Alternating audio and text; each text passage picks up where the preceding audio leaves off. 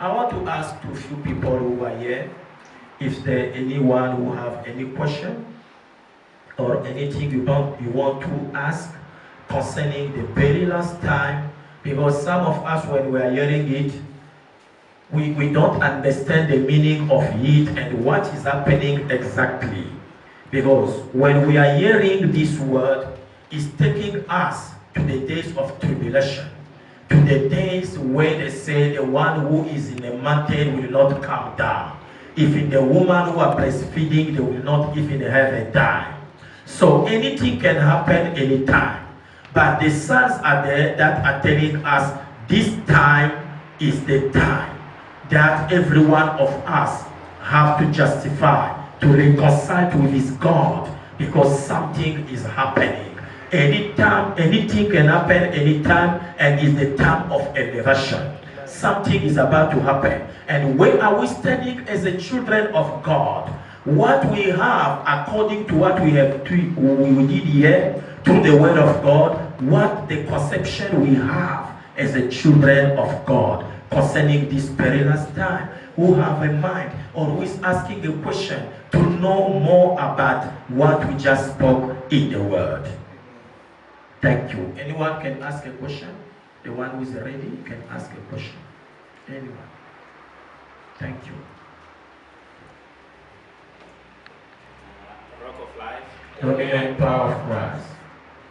Man of God, my question comes from the word that I was reading, which is in the book of Numbers, chapter 11. In verse 1 it reads, "Now when the people complained, it displeased the Lord, for the Lord heard it, and his anger was aroused. So the fire of the Lord burned among them and consumed some in the outskirts of the camp." So as you were giving the word, it also came to mind this question of the word that I was reading, to say, we are living in this perilous time. There are so many things that are happening in our Christian faith, that our faith also is getting tested. We are seeing people being troubled to say, okay, so many people are dying per day. We can take, for example, like in Italy, 400 people died in a day. Our faith is being tested. Many people are asking, so where is God? How can we as children of God and as people of God that we have received Christ, that we do not found ourselves as what happened to the children of Israel, as it is written in the book of Numbers, that when they were in the wilderness, they complained to God and God heard their complaints. Where can we stand now in this age of time that we are not found complaining before God, so that we do not have what these children of Israel had in the wilderness, that fire was sent amongst them and they were consumed with fire? Amen. Thank you. When you are hearing such question, you have to understand one thing. There are things that displease God. Whenever you are complaining, and God is the God who already knows what He's doing in our life. What makes these people of Israel to complain, and what makes the anger of God to arise against them? It's because their faith was not strong. This is a matter of faith. They see themselves in the hand of the strong man where they was captive, and the Lord has sent His servant Moses to set them free from the hand of captivity. And they were free. They saw in their own open eyes how the sea opened. All those miracles the Lord God has operated, they see it, they witness it. But complaint among them was not ceased. And it displeased God to say, how I am doing all these things, but you people don't accept. You have what we call lack of faith. This is what Jesus did. When the storm came, there was a wind all over. There was a storm. And now the disciples, they know we are with a master. But fear overcome them. They went and they said to Jesus, Master, We are about to die. We don't know what to do, and you are sleeping. And what Jesus told them? He told them, you people of little faith. Are you hearing me? This is the same issue. Why God was angry and he arise, and God tried to tell them that you cannot complain when I already operate many miracles. You people are impatient. People will not patient to see what God is doing. Let us wait. He will do the same he did. Are you hearing me? Amen. So he will do the same miracle he did for us. However there is an anger, however there is no water, let us wait on the Lord. This is what is happening to so many Christians in our time. We cannot wait on the Lord, but whenever things go wrong, we complain, we forgot about what God has done in our life before. It's making sense. Then clap for Jesus. Are you happy with the question? With the answer? Yes.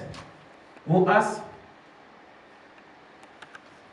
Who asked in this perilous time? Who asked is about to ask me a question? Thank you. In the perilous time. Yes. Dominant power of Christ. You're gonna read the book of Deuteronomy, verse 4, 30 to 31.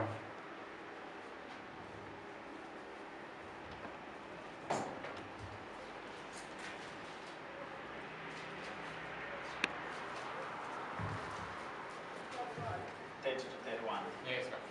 Verse 5. Dominion power of Christ. I read the word of God from the book of Deuteronomy 4, from verse 30 to 31. Yes, When you are in distress, and all these things come upon you in the latter days, when you turn to the Lord your God and obey his voice. For the Lord your God is a merciful God. He will not forsake you, nor destroy you, nor forget the covenant of your fathers, which he swore to them. Yes, your question is what? Because the question must be based on the word that I read here. The word that it says perilous time. But your question here come where you can talk then so that I can answer you. Yes, Papa. I read this today, Papa. Amen. And I tried to read it, and then I checked the foundation of my faith, and I didn't find it's the right way of because Or to know it, what is saying. Yes, Papa. This is what we've been saying. Whenever things go wrong, whatsoever happening in your life, wait on the Lord. Do something, wait on the Lord. Don't complain. The spirit of complaining are trying to show other direction to the children of God. Because of this complaining, not waiting on the Lord, people are impatient. What they are doing, they become ungodly. They go to sangomas than to wait the answer from God. They are doing things that are offending God because we cannot wait for our own time. And this perilous time is coming to say, for the wrong we did, there must always be an end of anything. So, whatsoever we are doing, there must be an end of it. So, we do it good or wrong, there have to be an end. Amen. Yes. Is there any other question? Dominion power of Christ. Isaiah 26, verses 20 to 21. It seems like, as Papa always preaching that we must read our Bibles, because what is happening on Thursday is written, because it says, "Go, my people, and enter your rooms, and shut down the doors behind you, and hide yourself from a little while, until the word has passed by." It says to me that if, as a nation, we have read the Bible, we knew this will come, we would be aware that will be coming, so that we cannot panic. But as us as people, we lack to read Bibles, we lack to read the Word of God, so that we can be more informed about